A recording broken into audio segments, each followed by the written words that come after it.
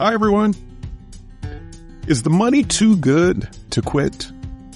Are you miserable, but the thought of not having the 2-week security blanket too scary? Perhaps you've spent over 20 years building the credibility and the status for where you've positioned yourself today.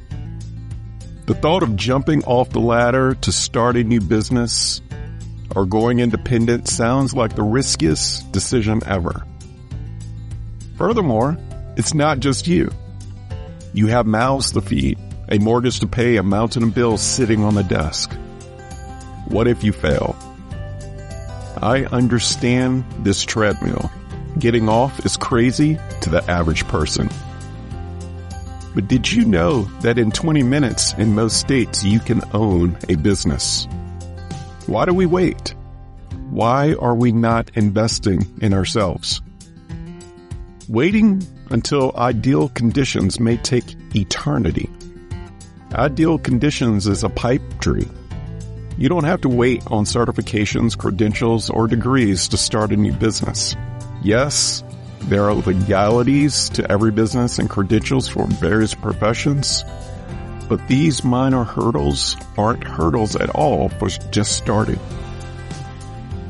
Coming up in this episode, I will address all the nuances for mentally preparing for ownership and all the questions to assess the right type of business to launch. I will go through the who, what, when, where, and how of starting your dream. And not only that, there's one key strategy to ensure your business is built on the right foundation. Without it, the doors will surely close when times get rough. We'll be right back.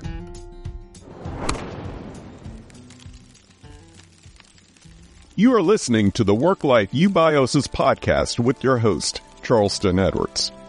If this is your first time here, welcome. My goal is simple: to eradicate burnout and to bring harmony, purpose, and balance to this world, starting with the family. My hope is that this show and the story shared will provide encouragement and ideas that will be valuable to you on your journey to work-life freedom. So let's dive into today's episode.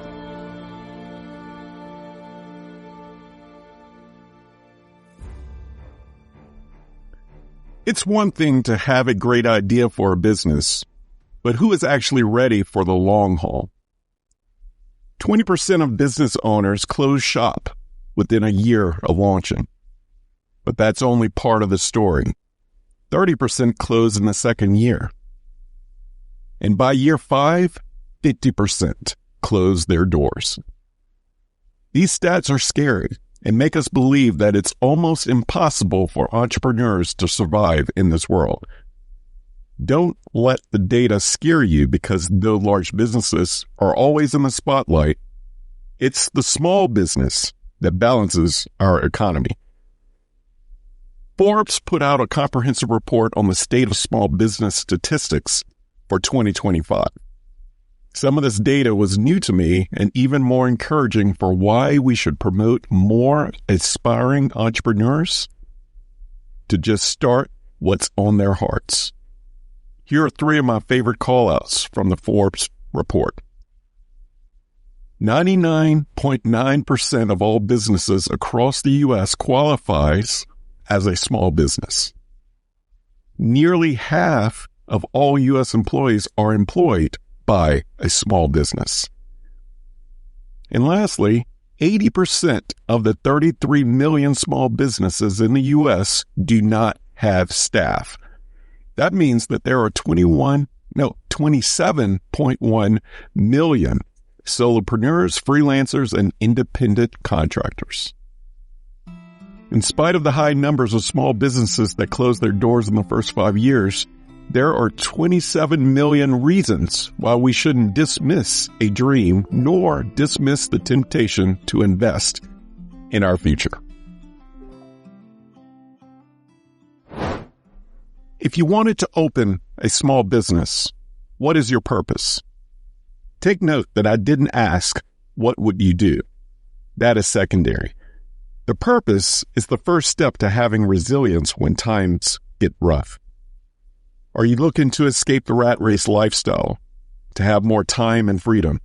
Do you see an issue in your sector that you believe that you could solve? Do you have a burden of helping a certain demographic that you have experience in?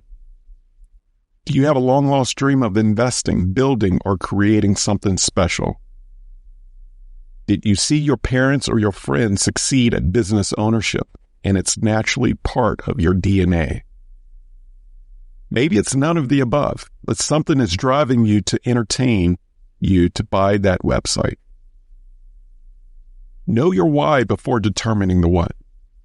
In regards to the what, going out on your own can take a myriad of directions. Starting a capital campaign or Kickstarter with the goal of being the next Elon Musk works for some people.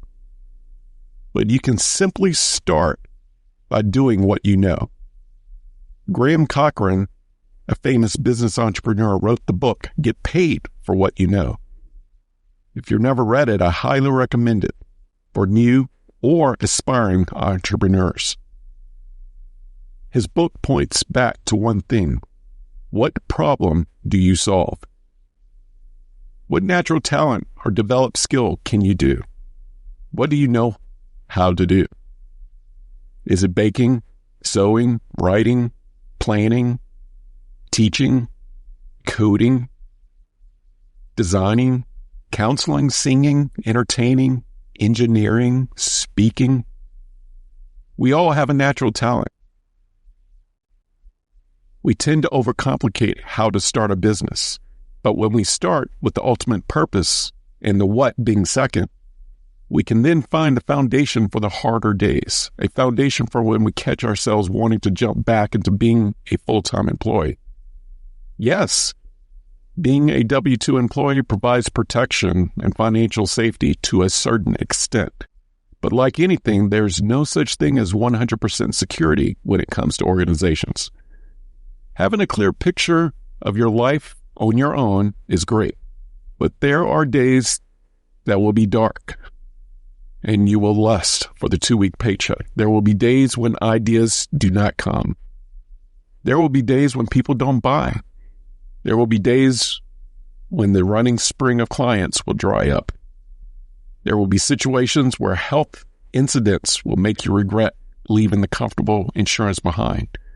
There will be days when someone will backstab you for what you've built. And then there will be days when you worry about the energy to keep the business going. Then there will be days when wearing 10 million hats will make you want to jump out of your skin. Being an entrepreneur requires mental, emotional, and spiritual growth for survival. And one thing that I've learned is to never lean solely on the profit center for the purpose of business. The motivation will fade.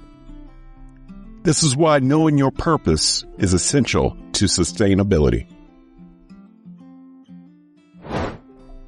The word entrepreneurship means to take on or undertake the risk and the rewards of business. Entrepreneurship all leads back to serving the needs of humans.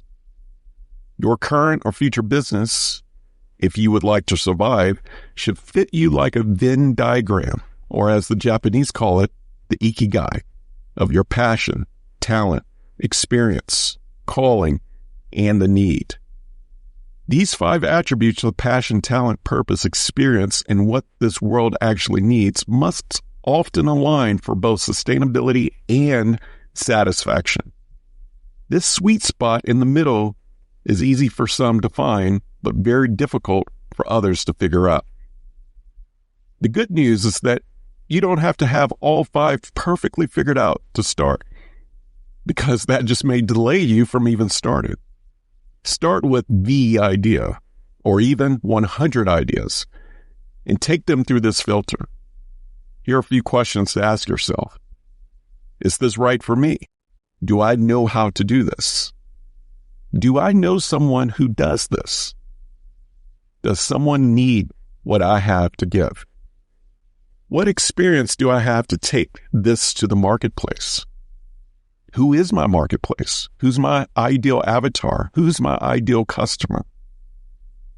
Who do I need in my camp to support this idea and to encourage me? Take note that none of these questions are money focused yet. But it's next on the list once you know what you want to do and who you are serving. One big piece of advice that has frequently helped me is that my ideal client is who I was 5 years ago, perhaps even just 1 year ago. Frequently, people who we are designed to serve were once who we used to be.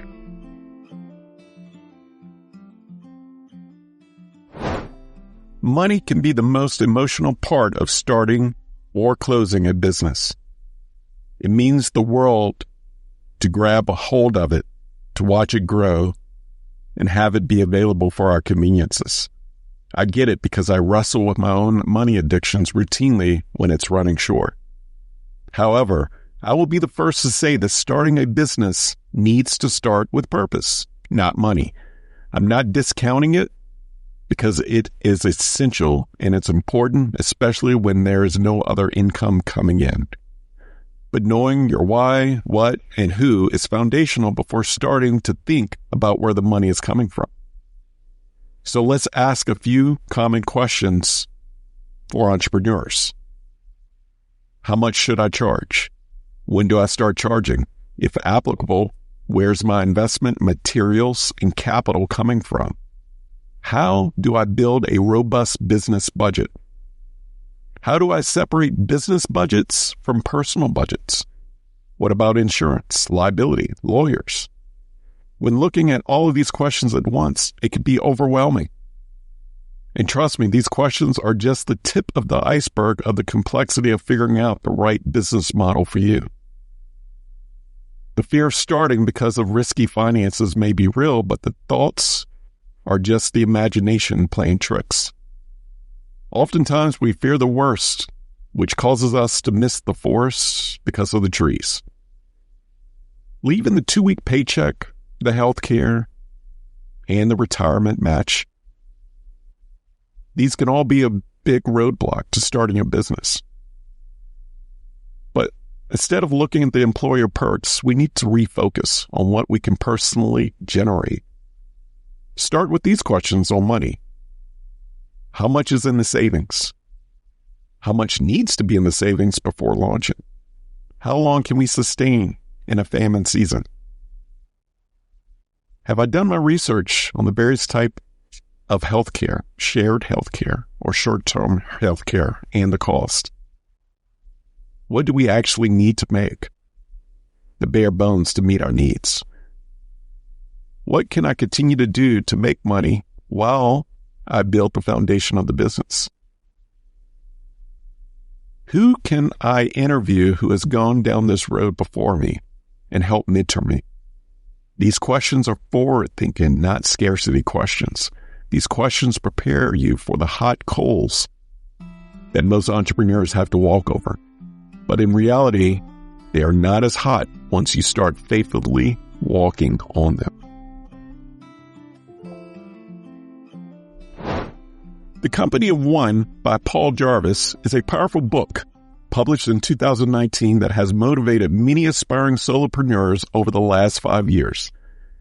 Jarvis saw the future, and he knew what was coming in our economy, which so happens to be the subtitle of the book, which is Why Staying Small is the Next Big Thing for Business. This was brilliant. Because the future is already here in flexible and in autonomous work, thank you, pandemic, I would be the first to recommend taking a strong look at freelancing or contracting independently as a starting point. It's been forecasted by economists that 75% of the workforce will be contractors by the year of 2035. That's 10 years from now. Free flying into a place of solo employment has lots of benefits.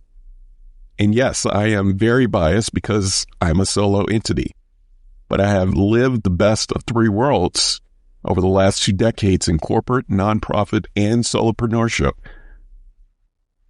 From a value of life perspective, I want to give you the pros and the cons, and these belong to me. And I encourage you to do your own list based on your personality type and skill set. Here's the pros: minimal overhead, flexible schedule, flexible travel, flexible rates, less stress, more family time, better sleep, better health, better discipline, better work ethic, stronger faith, better relationships, more focus and less distracted, happier and satisfied, adding hard and soft skills to my craft, making a targeted impact on the world, more partnerships, less red tape, more time to fill in the blank. And on my con list, risky financially. There you have it. I kid you not, I can't think of a second con. I'm sure that there are many other perspectives from a risk-averse audience that can call out the cons. But with every pro and con list, there needs to be a filter of considerations of variables. To dive deeper into the benefits, I would encourage you to do a full evaluation of your skill set, values, seasonality of life, and your God-given purpose. So let's look at the skill set in general terms. Which of the following would you identify with? Are you team-oriented or a leader? Are you a creator or a fixer? Are you a developer or a builder? Are you a visionary or an administrator? Are you a helper? Or are you an independent worker? This is just the starting point for identifying how you operate. You may want to tap into a personality strength test as well to validate your genius. But to go even further, let's layer in a few more questions of how you can show up in this world. Do I have a vision of a better world if I could do fill in the blank? Am I currently doing something for a corporation that could be done more efficiently or independently? Are there people around me that can help bring a new venture to life with me? Am I disciplined enough to go through the ups and downs of starting a business and sustain a decent living? Let me repeat that. Am I disciplined enough to go through the ups and downs of starting a business and still sustain a decent living? Is there a current hobby that I would like to grow into a business? And now let's look back. As a child, what brought me joy in my activities? Is that dream at a young age still there and worth pursuing? Is there a brand new dream that I have today? If I didn't have to be perfect, what would I do? If money was no object, what would I do? Have I gone through something that I can now teach others? And lastly, and most importantly, have I done deep inner work to find clarity on my God-given purpose and abilities in this life and in this season? The next layer of questions would be assessing the seasonality of life, which is a segue into the when to launch. Do I have an emergency fund to support my family while pursuing a new venture? Do I have connections or a path to investors if I need it? Have I built social capital so far in my career or have the ability to strengthen my network of future clients, advisors, and supporters? Do I need additional certifications, training, or education for my new initiative?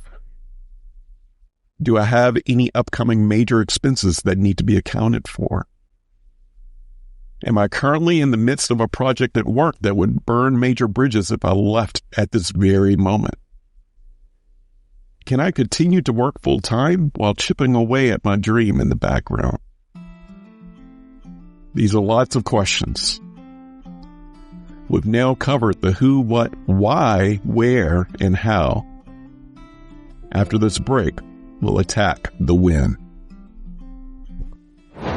This episode is brought to you by Own Your 5 to 9, an organization committed to freeing families of the rat race and burnout. Every organization has a leader, mission, and a set of values that drives the organization. But this is commonly missed in the most important organization in the world, the family. An organization has one mission for how it will impact the world.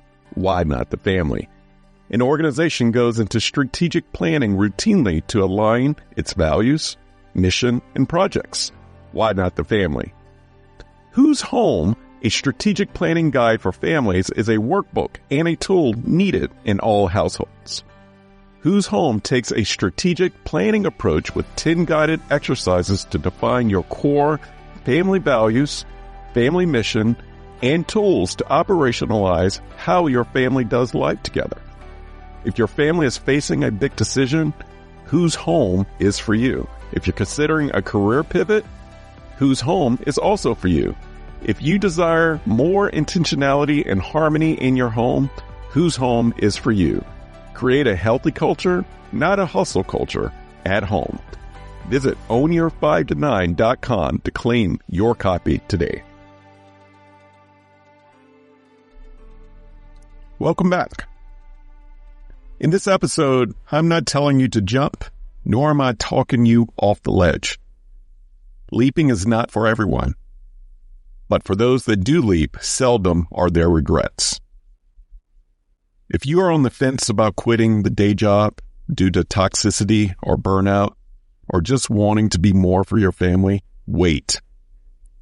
Reframe your current situation before taking action or looking to other pastures. Start by answering these questions. Am I at my current job to bring salt and light to a dark place? Do I have a purpose and ability to help support organizational change? Can I be the change that I want to see where I'm currently at? Am I at my job to help someone specific, perhaps with a greater purpose than my job description? Is there a timeline that would help me leave well and still accomplish my life goals? Is there an alternative path to take on a different role, take on fewer hours, or perhaps even job share? Do I need to create better boundaries for my calendar? Do I need a vacation, or do I need a sabbatical? These questions can go on and on. The gist is to fully find purpose and peace with where you're currently at before moving on. The why has to be first before taking any action on what is next. We are in a fallen world, so anything new is always going to look greener on the other side. If you're being called to entrepreneurship, listen to your inner voice and to God and start planning. 3 simple tips for a future jump.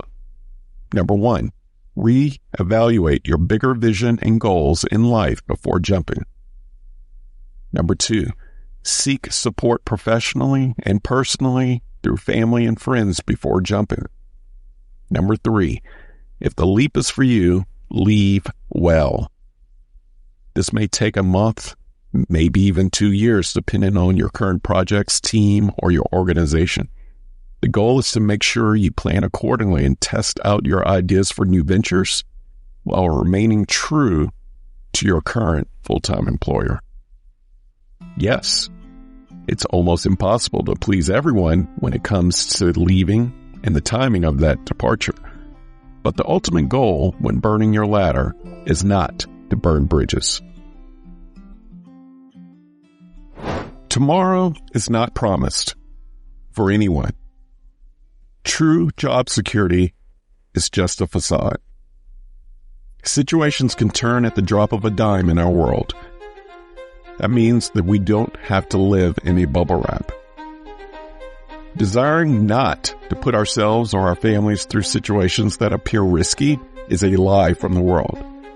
The truth is that we were all designed on purpose and for a purpose by God, and it's our job to make sure we are doing it and trusting in Him. Maybe self-employment is not your purpose during this season of life, but for someone else who is hearing These words, it's penetrating and making you rethink what you're doing with your life. And I get it. I've been on this roller coaster of entrepreneurship for nearly 20 years, of confidence and doubt, feast and famine. And I have stories and stories to tell, but none of them have ended in death. You will survive. Stop fearing the worst. Get your committee of cheerleaders together and join the millions of others who have gone before you and start the planning.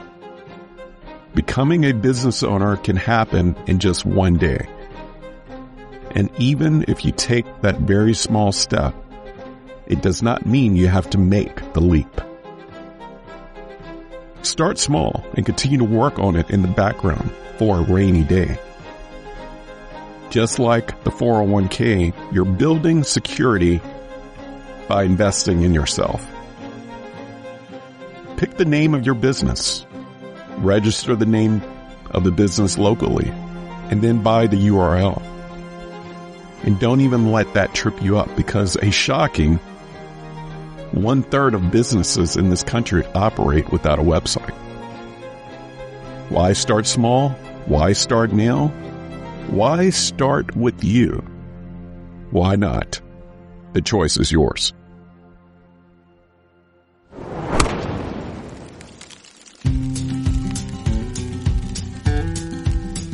Thank you for listening to the Work-Life Eubiosis podcast, part of the work-life resources created by Own Your 5 to 9.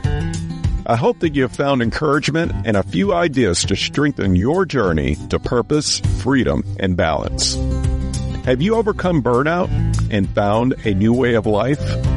Millions around the globe are still at the risk of burnout and losing it all. And your story may be the one that sparks not only a dream, but action. Visit ownyour5to9.com for more information and submit your story. While you're there, join the Work-Life Eubiosis newsletter and receive additional resources weekly right to your inbox. If you enjoy this podcast, take time to subscribe, rate, and leave a review. Share it with a friend or loved one. Remember, the most important organization in the world is the family. Let's do our part to strengthen it. Thank you for listening.